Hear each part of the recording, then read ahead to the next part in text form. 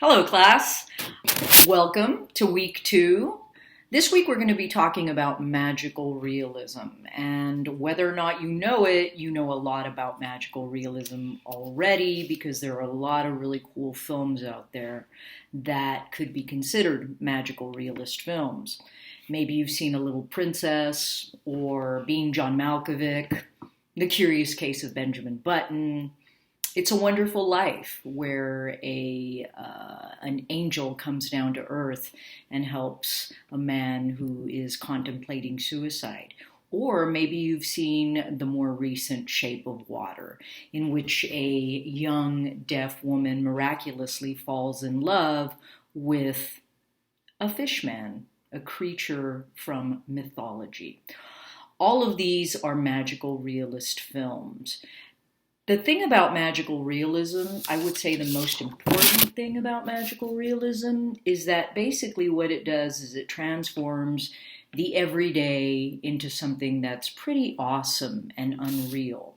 So in order to understand magical realism, one of the best things to do is to understand realism. So part of the terms for this week involve realism, structuralism, and deconstruction, as well as magical realism.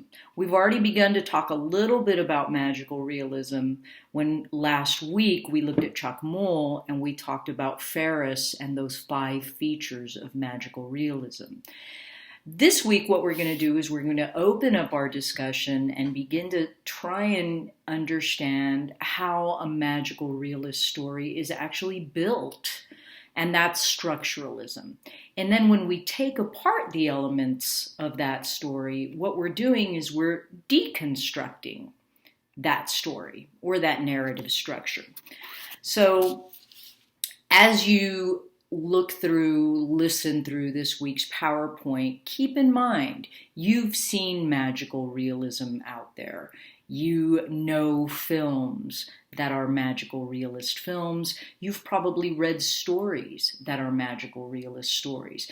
Now, fantasy and fairy tales, they kind of complicate things. And eventually we're going to talk about those complications. But for now, we're going to try and work on an understanding of what magical realism is, how it works within a story, which means how it works within a realistic story, how to take apart those elements and better understand the meaning behind the uses of magical realism.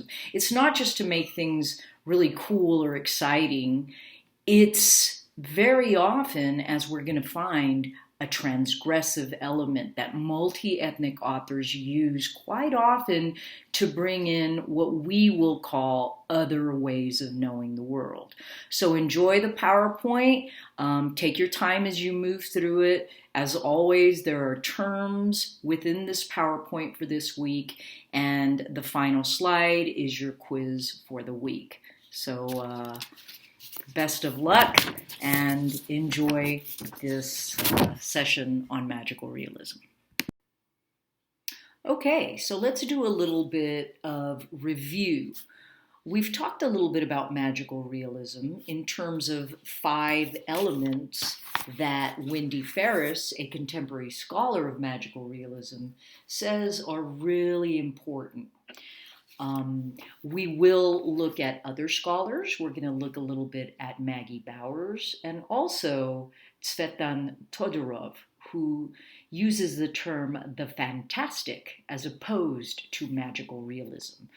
So one thing that we want to really always keep in mind is that magical realism is not mimetic.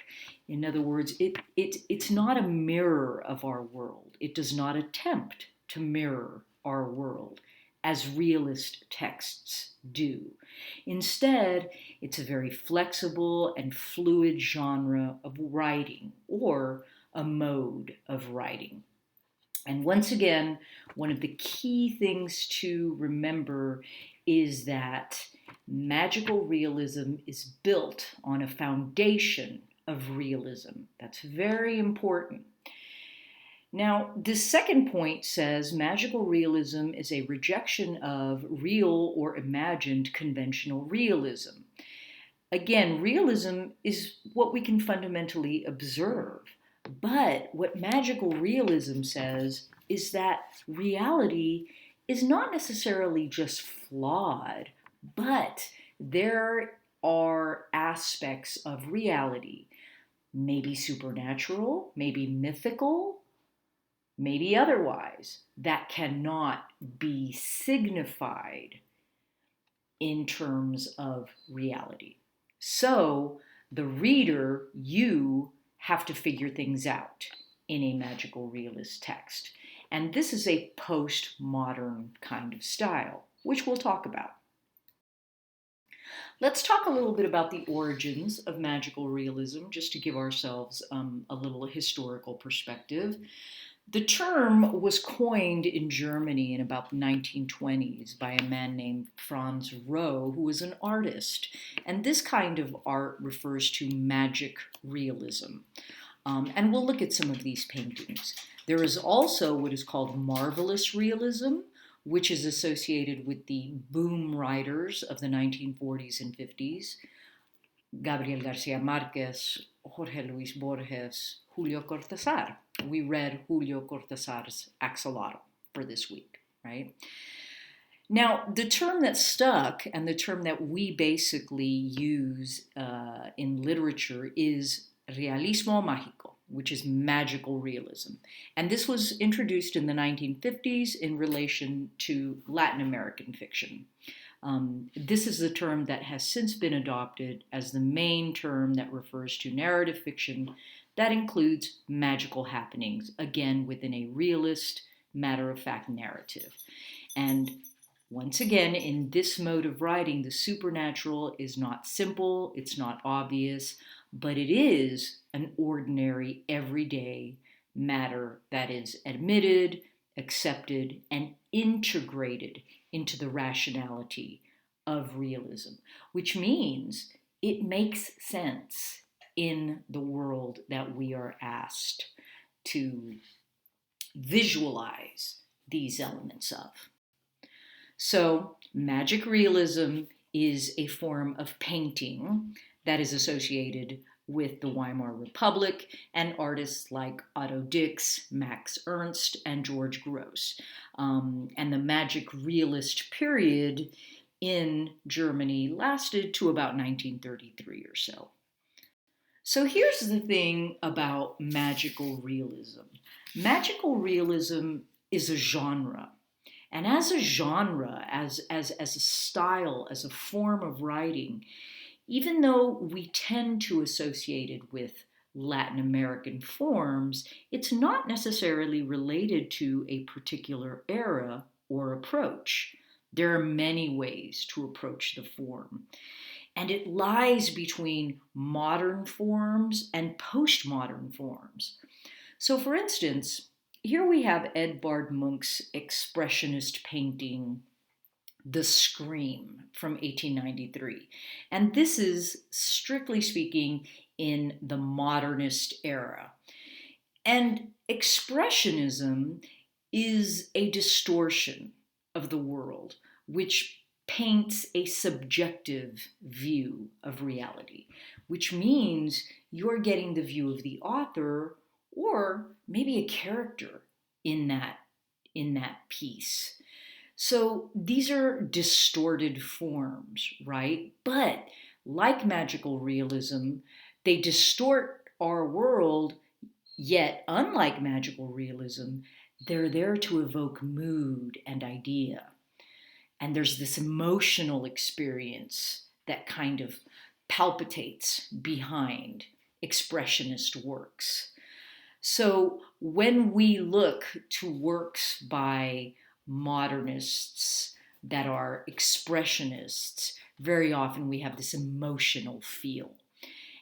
It's also a rejection of realism, because as we can see, this is not a realistic painting, but one of the really key ideas about the Scream is that it presents this inner experience. And that's very different from magical realism. So is surrealism. Surrealism is another modern form. This is Salvador Dali's Clocks, or The Persistence of Memory, from 1921. Surrealism depicts expressions of the unconscious mind, really strange and jarring juxtapositions. These are melted clocks in kind of a surreal landscape. And so when we talk about surrealism, very often what we mean is the kind of smashing together of reality and dream worlds. Again, kind of makes us think of magical realism, but it's a very different form. And we can find surrealism in literature, of course, but just as magic realism, surrealism is a form of painting.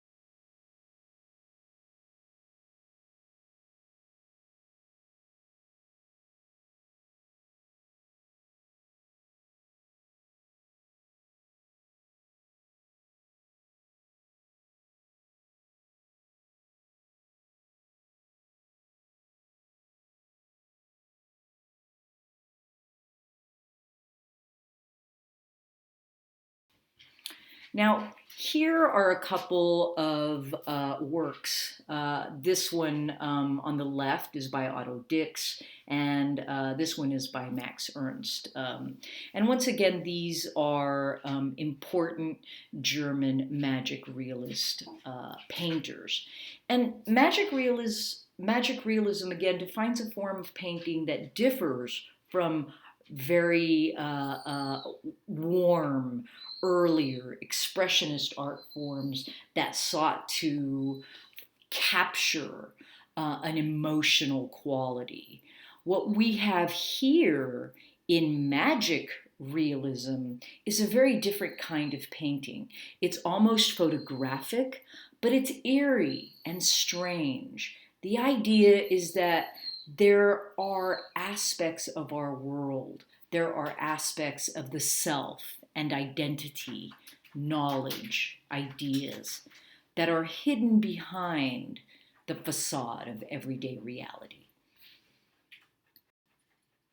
One thing that we should remember about magical realism is that it's a transgressive form. And when we think about these art forms, like these early art forms that we see, this is stormtroopers advancing under gas, 1924. What you have is a heightened sense of reality, but also a kind of heightened sense of irreality or unreality. The horrors of World War I. How are you going to capture that? How are you going to capture what industry has done to identity? These are difficult ideas. And what magic realism is a form that attempts to convey some of these difficult, very dense ideas. Let's talk just a little bit about structuralism. Structuralism, I've mentioned before, at the simplest level is a theory of language and literature that focuses on on the message or the construction of the text. In other words, what the author intended to say or write is not really even significant. Everything is coded into the text for structuralists. They do not need to look beyond the text. And we'll talk about what this means. I have a couple of examples here from structural linguistics and structural anthropology. Linguistics is very tied to structuralism because structuralist criticism is very much indebted to the idea that language, like literature, is part of a system of signs. And so if you understand the signs and what those signs mean in terms of patterns, you can understand the structures that go into creating those signs and those patterns. And I'll give you an example. When we talk about structuralism and we talk about how texts are built, what we might want to picture is a building or a house and the foundation and everything that goes into creating that building or that house. All of those elements together create a consistent whole. And if you read all of those elements together, then what you get is a consistent whole. This is very different from deconstruction, and we'll talk about deconstruction a little later. Now, I've mentioned modernism, and I'm going to talk a little bit about postmodernism, and these are schools of thought as well as outlooks. Modernism lasted in literature from about the late 19th century to the early 20th century. And Ezra Pound talked about making it new, whatever it was, whatever the form was. Was it painting? Was it literature, architecture? The moderns were very much about experimentation and kind of reworking traditional ideas into a new modern capitalist economy. We talk about a global economy today, and that's postmodern. Some major authors or works in modernist literature are Virginia Woolf. You think of Stream of Consciousness, Pablo Picasso, where you think of his artworks as comprised of different parts that make a whole, T.S. Eliot. Now, postmodernism puts us squarely into a magical realist mode, if you want to kind of think about that. Magical realism is postmodern because identities shift and morph in postmodern works, like we see them in magical realist works. And when we talk about postmodernism, we're not really talking about or relying on categories of absolute truth or fixed definitions. Think about what we've read so far. We see identities shift. We can see worlds morph. And the thing about magical realism is that it is a transgressive and subversive form that is sometimes non-logical and sometimes forces us to think about those truths that we imagine are reality in a very different way. In other words, the truth that we imagine to be out there may be lost in a postmodern text. The world is no longer governed by traditional authorities, governments, religion, education. There is a serious disbelief in these forms. And we'll talk a little bit about this when we discuss the differences between modernism and postmodernism. One way that I think about these differences, and again, these are schools of thought, they're also ways of writing. One way that I think about it is that the moderns believed that the artist could find that truth and show it to the rest of us.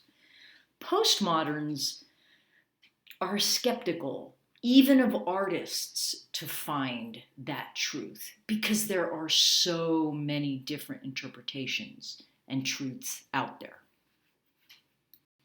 So we've got some vocabulary terms from this week. There is no quiz on this PowerPoint because we've got a different kind of a quiz this week. You'll go into Blackboard and it'll probably be just a short multiple choice, true, false kind of quiz over the readings. That's it for this magical realism PowerPoint.